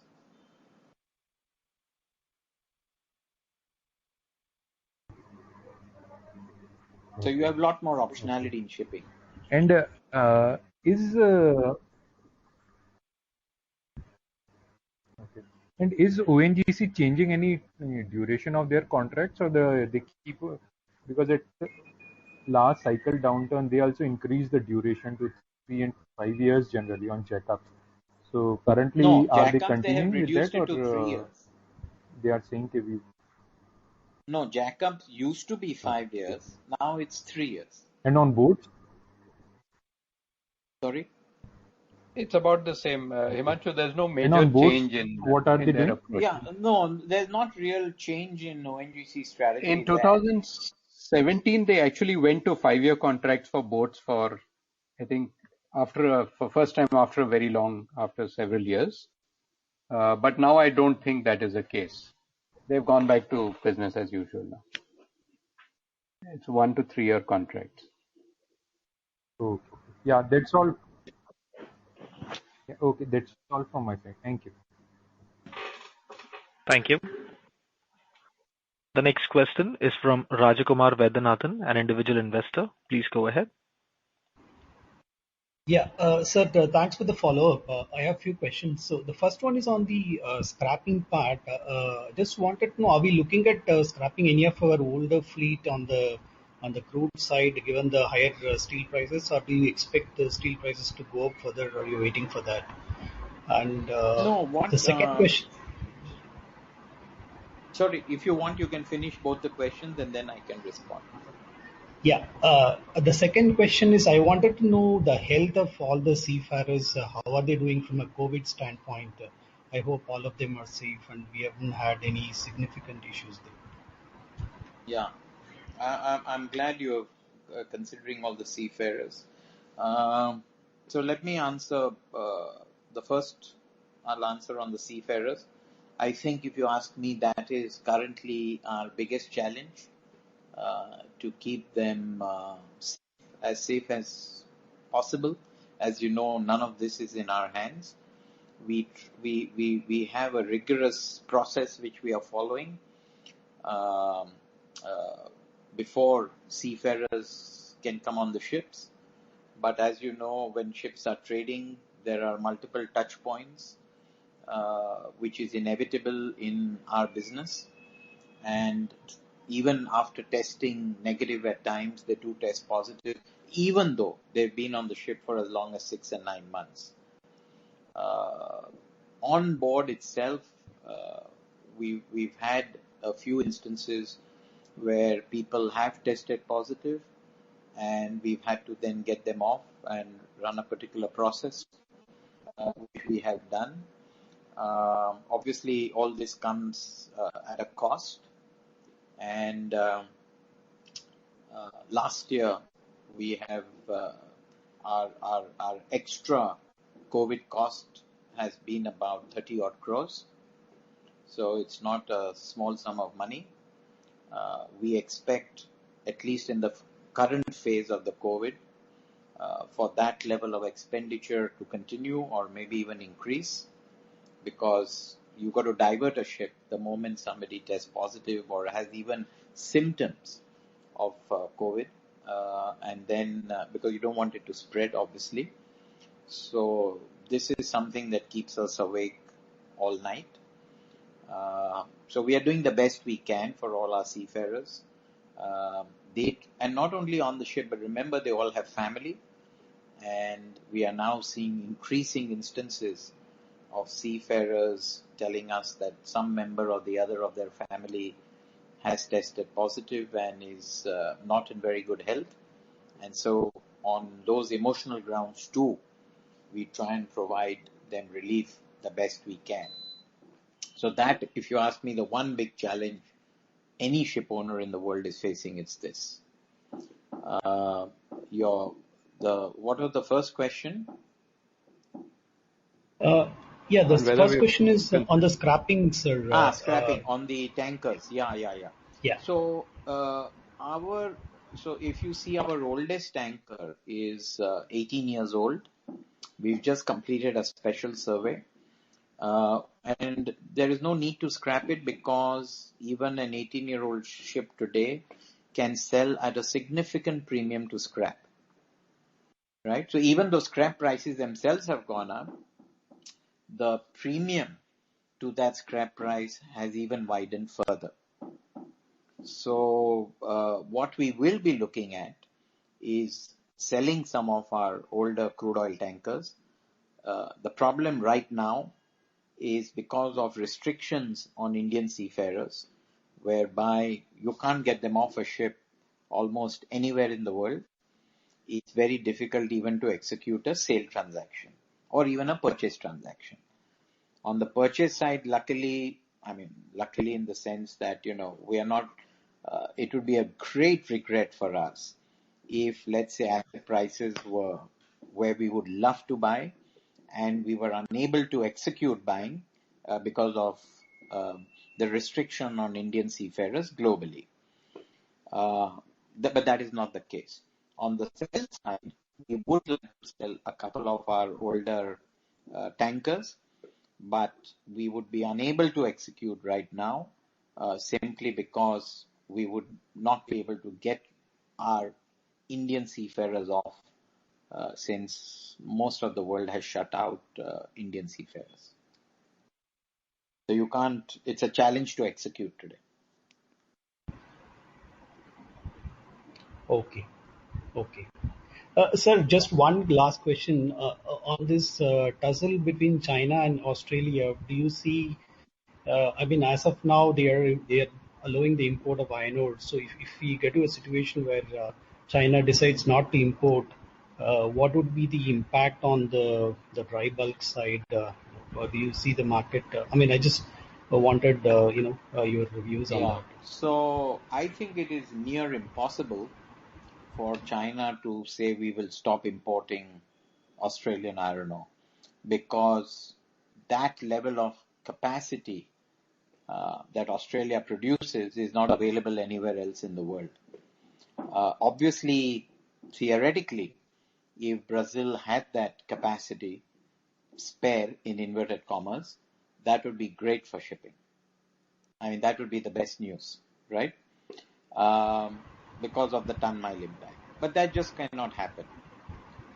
What we are seeing is on the coal, and this is predominantly coking coal, which at the moment remains banned commodity into China. China is managing to source some of the coal from Mongolia, which is coming through land, but also from other sources in Russia and from the West, and some of that has helped ton-mile demand. And some of the coal obviously comes from Indonesia as well. So some of it has helped ton-mile demand, some of it has not. But net, in quarter one, that is January 21 to March 21, Australia's export of coking and steam coal is significantly lower than what it was in 2020. What has kept this market very buoyant at the moment is really the demand for iron ore because of steel and because of China's huge consumption on grains. So that's really what is supporting the market. And of course, as we mentioned in Shiv's presentation, the fact that congestion is at a decade high. So it's a combination of multiple factors. There's no one factor that is determining the market. So this coal exports have come down. Is it because of the stringent the carbon emission norms in Europe that is kicked in? No, the Australia's coal exports are really down. This is what I said was predominantly to China because of the political tension at the moment between Australia and China. Because if you see the data, and again, you got to take some of this data with a pinch of salt. China's coal stocks are running, low.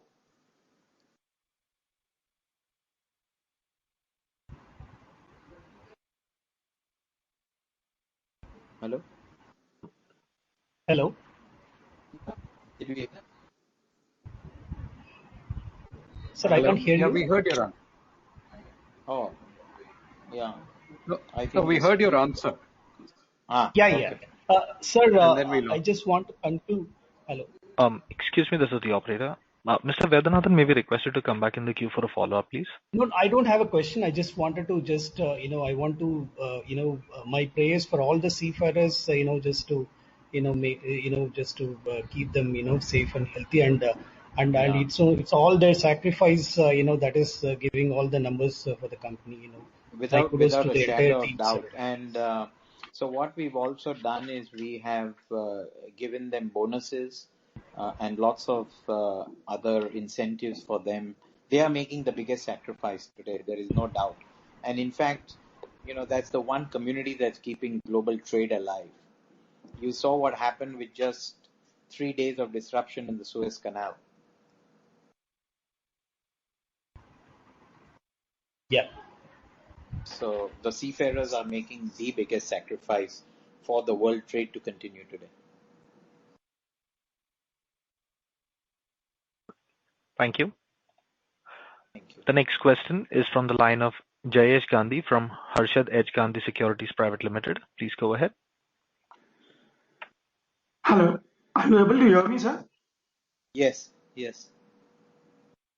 So my question is on offshore business. If I look at slide number 30, am I correct in interpreting that the fleet utilization, in the sense the coverage is, say for jackup rig, it is 72%, means that we are tied up for 72% of the capacities for next year? Shiv, what is slide 30? That's correct. I don't have That's correct. You're referring to the presentation which is on the website, I take it. Yeah. That's right. That's correct. So So in 72% of that the jackup days, yes. Yes, carry on. So in that case, do you see that this year we might have a better year than what last 2 years we had in offshore business? No, Now, why since we does are like, no? Last year and the previous year, our rigs were fully employed through the year.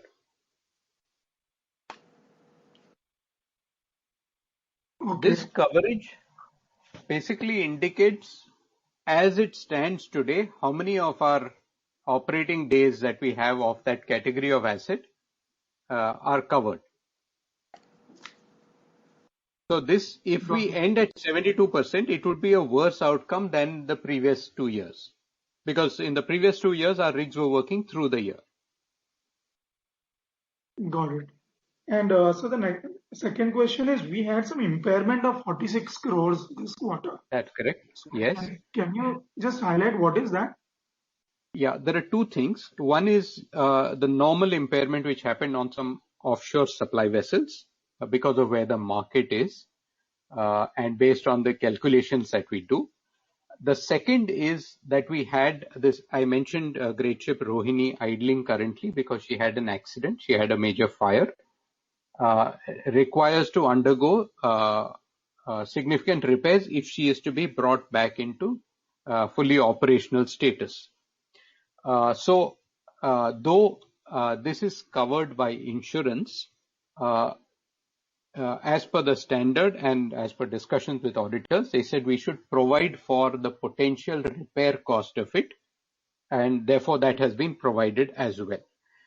On account of both these items, which is the impairment of some vessels plus the great ship Rohini, it's not just 46 crores, it's a total of 65 crores, though there is only one 46 crore item appearing as impairment. Under a different head, we have taken a 19 crores as well. That's all from my side, sir. Best of luck for future. Yeah. Thank you. Thank you. The next question is from the line of Sagar Gandhi from Future Generali India Insurance. Please go ahead.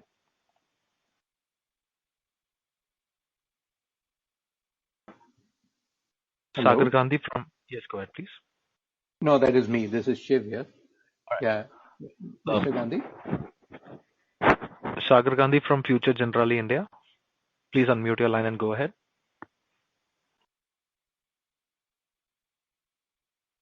Mr. Gandhi from Future Generali, if you can hear us, please unmute your line and go ahead.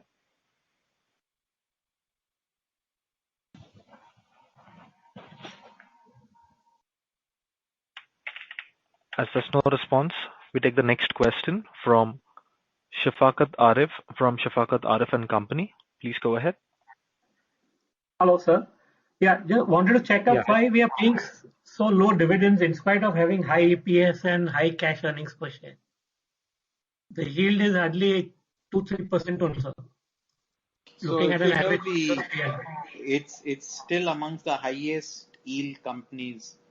I think, if I'm not mistaken, the average yield across majority of listed securities is around 1% in India.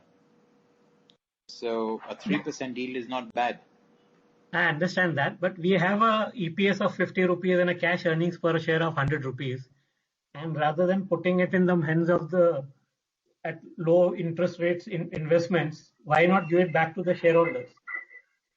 You see, I'll tell you.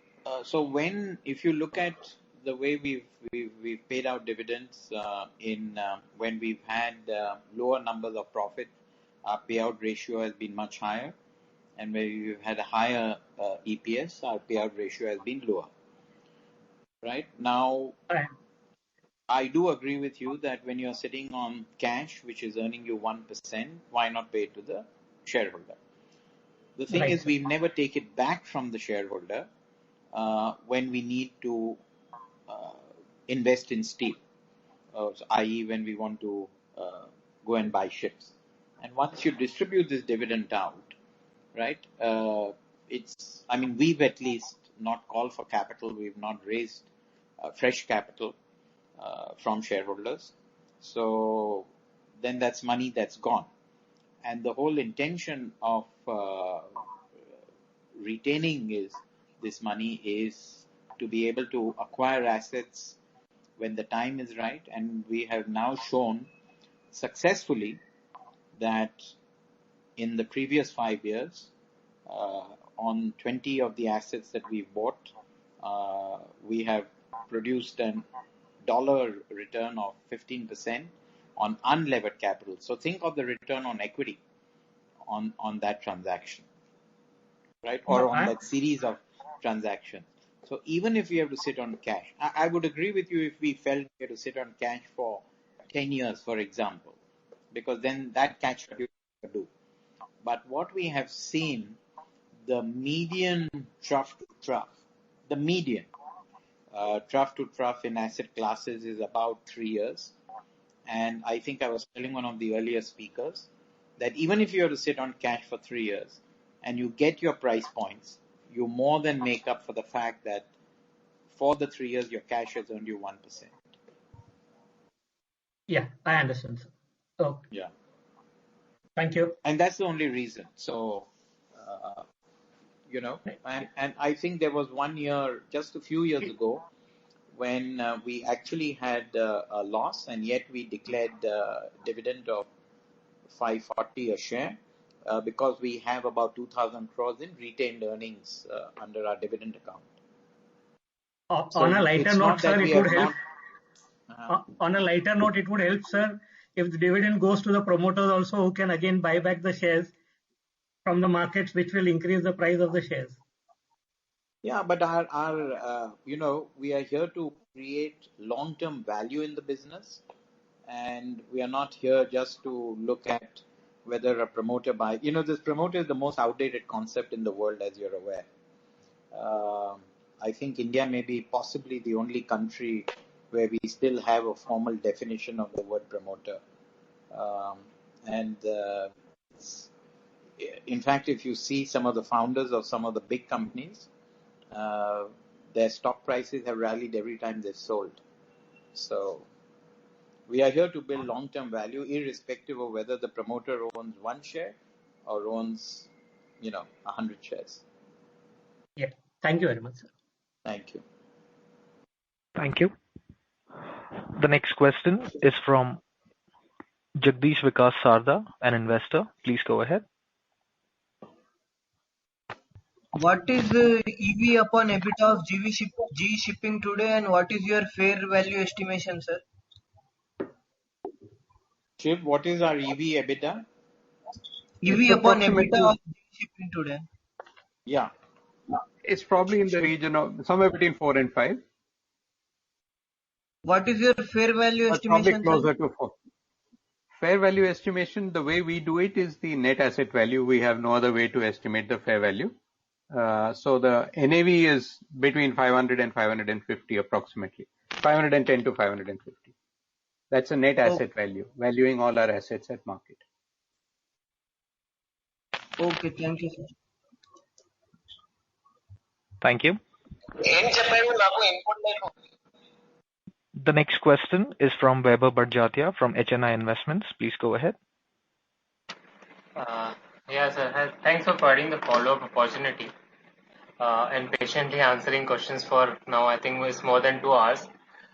Just one question from my side. So all the seafarers issues that we are facing currently, what's your outlook on the same? Because I think a lot of countries are rejecting changeover of the crews, and I think Indian ships can only save Indian seafarers, if I'm not wrong. So if this situation was to escalate, would you forecast any disruption in operations where we have to idle our assets for some time?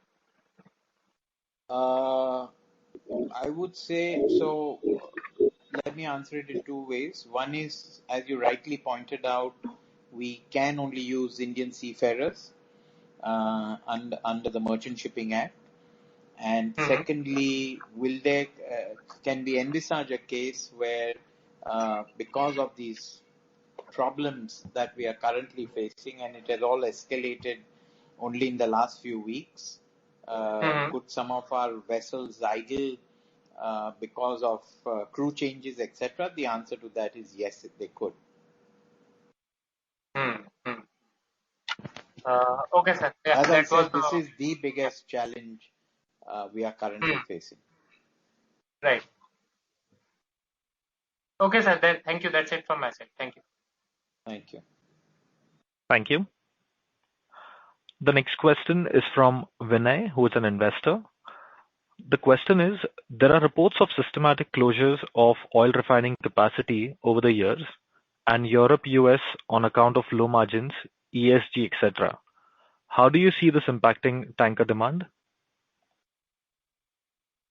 So, tanker demand, long term, obviously we remain very cautious on how this crude oil demand may play out.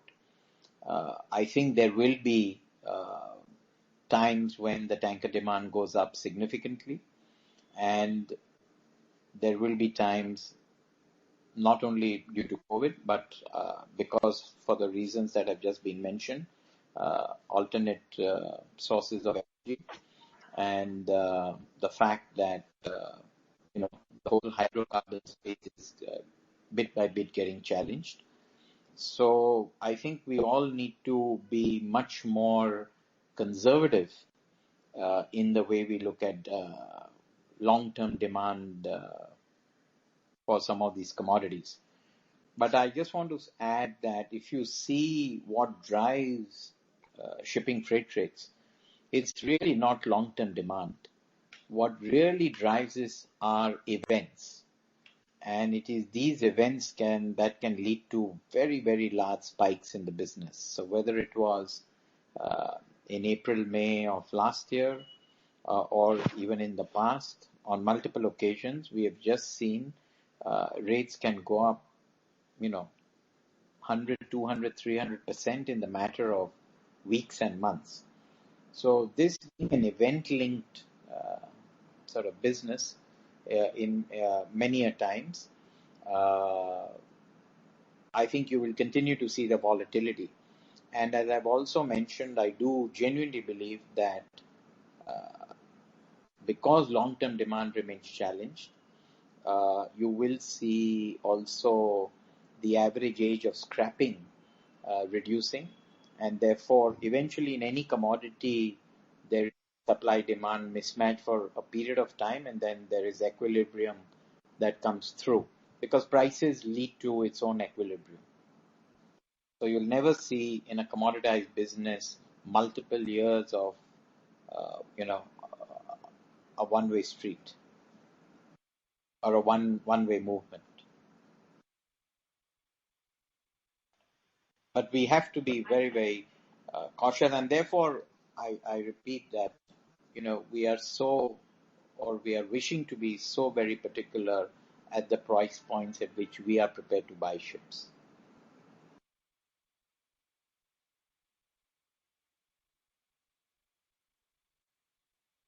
Thank you.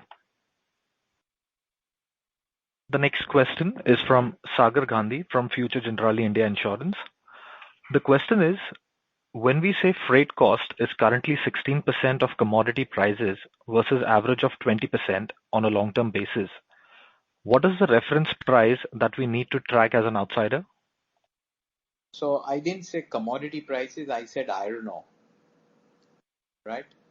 So in the example I gave, if you take iron ore as a commodity, right, the long-term median freight to commodity has been 16%. Has been 20%. Currently, so we just normally take the long route or the biggest route, which is Brazil, China. And today, let's say iron ore is at $200 and the freight is in the very low 30s. So that is close to 16%. Now, if it were to get to its long-term median of 20%, then either the commodity price may come down and freight may remain where it is, or if the commodity is going to remain at 200, then and if eventually freight is going to revert to a long-term average, then the freight needs to move up. Now, what will happen is impossible to tell. And at the peak of the freight market and at the peak of the last iron ore boom, which was pre-Lehman, on the Brazil-China rate, the $100, which is now $30.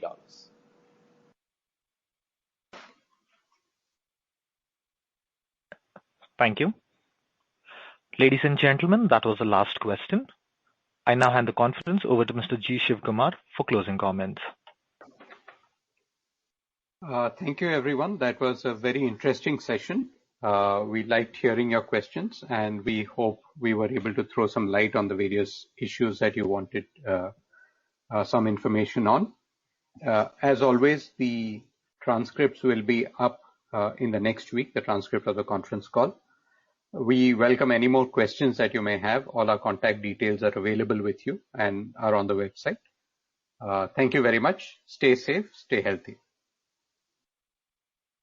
Thank you very much, sir. Thank you. Thank you all. Thank you very much. Ladies and gentlemen, thank you for joining us. That concludes this session.